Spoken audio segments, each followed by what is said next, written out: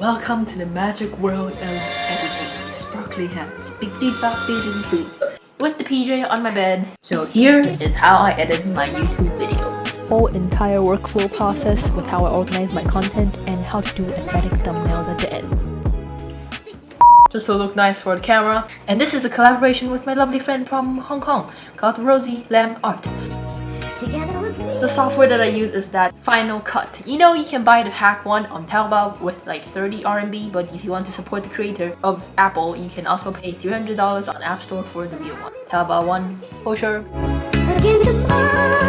Well, for the animations of my titles that you guys can see on the side, I'll put some examples. Those are made with Procreate. Procreate is an app that costs, I think, few US dollars for you to do drawings and illustration. I also do a lot of graphics with my, what's that called? Brain freeze again? Oh, I also make a lot of graphics, titles, and like flowery vintage things to make my video look more aesthetically pleasing. And for camera, I use the Sony RX105 for vlogging outdoors. And indoor, I Panasonic FZ1000 and Panasonic GH5S. It's the one that I'm filming on. This is my main cam that I bought like a month ago. This guy is killer bomb ass camera. I really recommend this guy. If you guys are not on a budget, I mean, I'm like a camera freak in the background, but you guys don't know. No, camera is like my secret weapon when I talk myself into therapy. And then for music, that is a really hard YouTube thing. Because, you know, YouTube has been really strict with their copyrights and things. We get copyright, I can earn money with my ad, but for music, I find it in Epidemic Sound or through other people's video. You can see below the music credits that they list out. You can find music and go down into an infinity black hole of. And then another place is other YouTube video. And some YouTube channels that I look for is No Copyright Vlog Music channel. That channel has many like trendy pop electric music. Sure, be aware that you don't look for music with lyrics when you talk because you can't hear my lovely voice. Sometimes I also get questions like, oh, what font to use. I really like to use VCR Mono, Mermaid, Silkscreen, Roller Girls, and Royal Acid, and those are the ones that I use most of the time. You can also go to that font for finding some trendy cool fonts for you to, you know, dig into the hole of fonts too and never get out. We're embarking on a quest to milk out this juicy, thick content, which is the workflow. Okay, that was a thick way of explaining this. And speaking of thick, this is a really thick timeline that I always normally come up with when I finish editing. So this is an example of a vlog, and this is an example of a lookbook. You can see how many layers that goes on in the behind the scenes. So the first step with editing is import your footage from the camera. That is the most important thing. The second one is planning the video structure. It's like writing an essay, but you gotta think with this concept in your mind that you are writing, and then you have to have a structure with your essay and a concept and message that you want to convey inside. So for video structure, I have two types mainly. One is for fashion, one for vlogging. Vlogging is the most complicated storyline because I really like to think of vlogs as like a little movie in my life or as a snapshot. I try to add introspection throughout the whole video, and then I do that with voiceover after I film the video, and then I kind of see like a theme or like a storyline that goes through the entire trip or the day. And then so that is the part for vlogs. It is A-roll, B-roll, A-roll, B-roll rotation. And then for fashion videos, it's really easy. It's just literally my modeling clip and music and some graphics on top with like effects and things. Fashion videos tend to be easier to edit. So the third step is rough cut and finding music. This is your best friend, the blade. Okay, this is how you chop your clips up, like you trim it out and like. Because you know, in the groove of the rough cut, I can really get a sense of the style and the vibe and the mood, and you know, whatever cinnamon it is, cinnamon roll, synonym. I can know what mood the video is trying to convey, and I can find music based on that. And then Epidemic Sound offers a really good strategy for this because it has so many categories in its library. And then based on mood, beats, the speed of the beats, like beats per minute for the music, and then the category if it's like pop, electric dance music, jazz, 2010 pop, or 90s pop. And then rough cut is basically just chopping on my modeling clips and like kind of time it to the music. Sometimes I would also choose the music and like drag and drop it, see which one matches with like the dancing and the grooves in the video or like the pacing of the story within the vlog. So that is also cool. And then hello Epidemic Sound, if you see me, please sponsor me because I'm in love with you all and I want to make my own album from there. I look like a chicken like this, nice little flappy chicken with a open the shoulder. After the rough cut, it is fine cut with music. Fine cut with music means that I just trim out any other parts that I don't need and doesn't add or just fluffs in the video, like pillow fluff, you know. So you want the core and bone structure of the video to like really make sense. And then the pacing and the beats of video is very, very important here to make whole video flow. You guys will get what I mean once you start editing. This pacing thing took me so long to get. It's kind of like rhythm of how fast the cut is. You know, a faster pace cutting is like you're going on a running start and you're so hurried and you're like running away with this O2 max test. We're in the O2 max test in the cardiology. And slow like a sloth who takes across the room, across the forest in his arms and gets to the tree. The next step after fine cut with music and timing everything to the beat is color grading. There's no specific rule with color grading, but you know, there's a whole in-depth view of color psychology thing with a whole lot of things and all that shebang. But it is like so complicated. So basically with color grading I use LUTs. Pretty just means video filters. I don't know why they call it that. I bought like 500 LUTs and then I have so much problems picking out of them, so I don't always use them. And I hate this like yellow line on the back, so I changed it into blue color. And the other tip that I have for you guys for color grading is to bring up the highlight, drag down the shadows, and bring up the midtones. Also bring up the saturation. And lastly, get rid of this yellowish color because of the indoor lights. And make sure my face is like the center of attention. And that's the most YouTuber thing that I've ever said. Okay, after color grading, we're gonna add some trendy effects. We love being trendy, and this is the fairy godmother of YouTube coming here.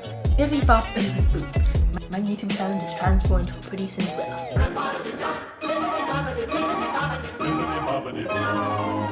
Where am I at right now?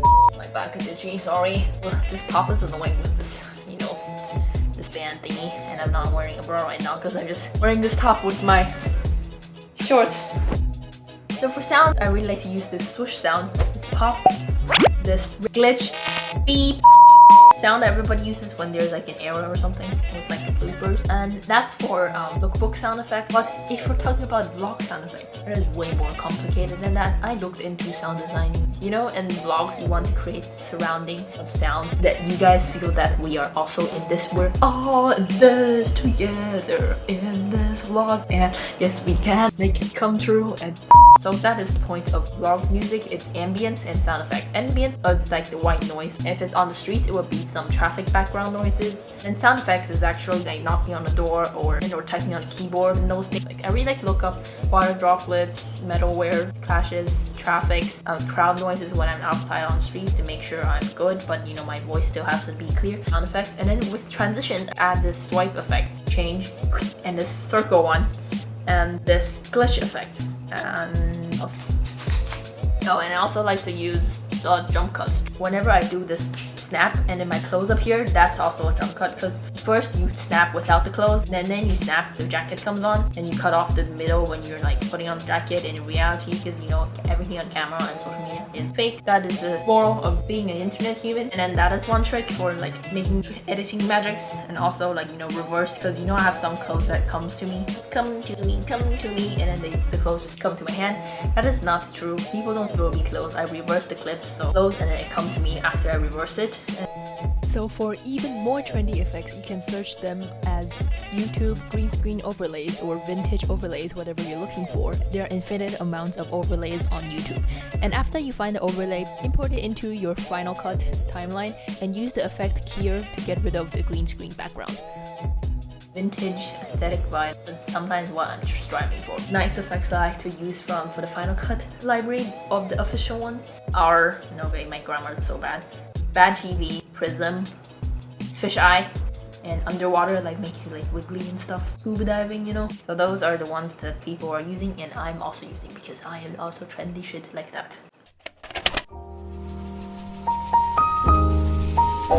And then the next step after adding the effects is writing the voiceover script. Some people like to do this voiceover script way before the edit so they can edit to the voiceover recording, but I can't do that because I'm not acquainted enough to imagine my edit in my mind and, you know, just write a script based on what I want to do with the script that you hear behind the scene when I change my outfit in front of the camera. And moving and like that is describing the outfit and those sarcasm things. I write it beforehand. So I use this app called Notion to write and organize my content, and then here is how I organize it: scripting, editing, voiceover script, and ready to publish, and then publish. So that's like a general workflow I have, and I click on the video that I have and I write the script within that video structure, because I also think of the intro and how it hooks people like fish, you know? Okay, so after writing the voiceover is recording the voiceover. So for this step, I use a external microphone that I plug into my computer, and you know, Apple such and sell out. It has no USB cord. I need to buy this lightning cord that goes on the side. So that I plug in the converter, plug in the microphone, and start recording. Just reading off the script in a really articulative and clearful way, because when I speak, my words somehow stick together and I need to practice how to use my mouth correctly. And then really be careful of the T's and D's. Pop sounds really bad in the post, and then it's really hard to edit it off. It's like this thing. And then after I record audio, it is editing the audio. It's pretty much listen to me saying the line 1,100 times again, because I like to perfect it until I like it. For some audio post corrections, I use noise removal, frequency changes sometimes with that, and then I increase the loudness, and also like I channel EQ, adaptive limiter. I don't know what those things are, but I watched a lot of videos on post edit audio, and those are the things that the professional folks say. After the voiceover, now I need to do the graphic. Before I draw everything, the first step is to decide the color scheme of the video. Depending on the vibe of the clothes or the mood or the season that I'm trying to convey this lookbook, I choose color schemes based on vibe. So I just Google like summer color palette or hot color palette. Every culture, season, mood has a color palette, because color conveys mood with psychology. Believe it or not, there's also color psychology and stuff. The second step is to try the color schemes with the graphic that I'm trying to draw. You can also find inspiration with vintage floral borders online, and then I create my own ones when I see them. Sometimes it's oval shape, circle, or diamond, and now I just try and error and see which one actually looks good, pairing it with the video, and the process now takes like an hour or something. The third step is actually drawing out the color palette with the borders, and then I drew this one for the outfit video, and then I draw the brand of the clothes or like the arrow on the side that I need to show and point out to the clothes for that particular video. And then this process also takes forever, because you have to do it for every single piece of item. Sometimes I don't do this takes a lot of time. If I don't do this, I'll use shape mask for the b-roll of showing the clips of the detailed clothing item. So the shape mask is, there's the circle one, the vintage one, and the draw mask. Those three are so cool. One of my 3 top favorite effects. And after the graphics is to import everything. Important is to get my shit together and make the intro too. I import all the pictures that I draw, everything I have here with the title and the days of the week. After importing everything, I drag the picture to Final Cut and see which part of the video this item is said, and then I use the shape mask and put the shape mask onto the b-roll, and the b-roll with over the graphics. And you'd be very creative in how you want to do with your effects and your borders and how you want to present your b-roll. This is why editing makes everything so fun.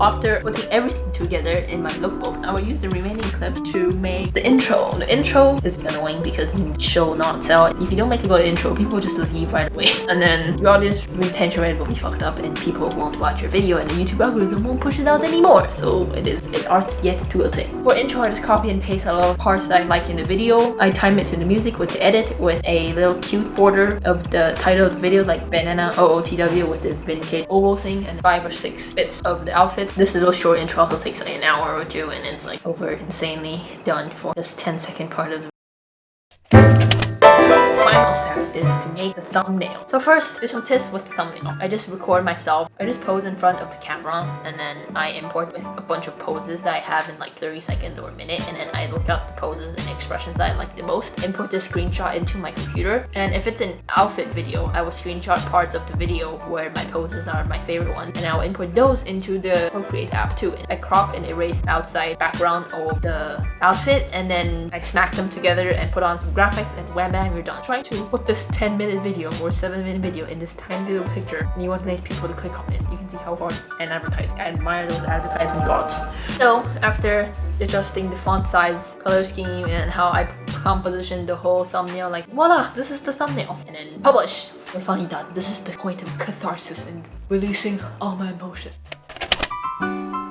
Okay, some tips with editing, because I don't want to turn this video, oh, just learn my steps and you will make your editing skills like really advanced It's not gonna be like that. It took me around a year to get to this point and that I can be able to make this video. I'm such a 2080 rule creature. This rule also applies to editing. So you focus on the 20% of the basics, and now I'm gonna introduce to what the basics you need to focus on. First one is utilize keyboard shortcuts, because you want to save your time when editing. Learn your keyboard shortcuts and even customize them in Final Cut Pro. Final Cut have so many functions that you can access from the menu bar, like the blades, volume adjustment, color grading, templates and effects, transition, all that. It can be all done with keyboards. You know, smack a key or press Control, Command, whatever thing, and then you got yourself all set. The second one is learn the important basic terms of film cuts. The three most common cuts that were used in most of my projects are jump cut, L cut, and J cut. And then onto the fourth point, it is to cut as you're thinking, hey, look here, and this is important because you're controlling the audience's attention when you are cutting a video. The fifth tip is to color grade your clips. That makes a huge difference. It makes it very less amateur. The sixth point is select good music that fits with the vibe of. The final one sounds kind of cheesy, but you know, is to trust your gut instinct. After through experiences, you will get what is the right cut and what is a bad cut. It really comes with style and what you're striving for in your film and what's your whole entire story. So hopefully you guys find those tips helpful and I don't sound that arrogant with my editing stuff because I'm so scared about that. Thank you guys so much for watching. Hope you guys have learned something from this video, rambling about so much technical things, and love you guys all. Bye bye! See you guys next week.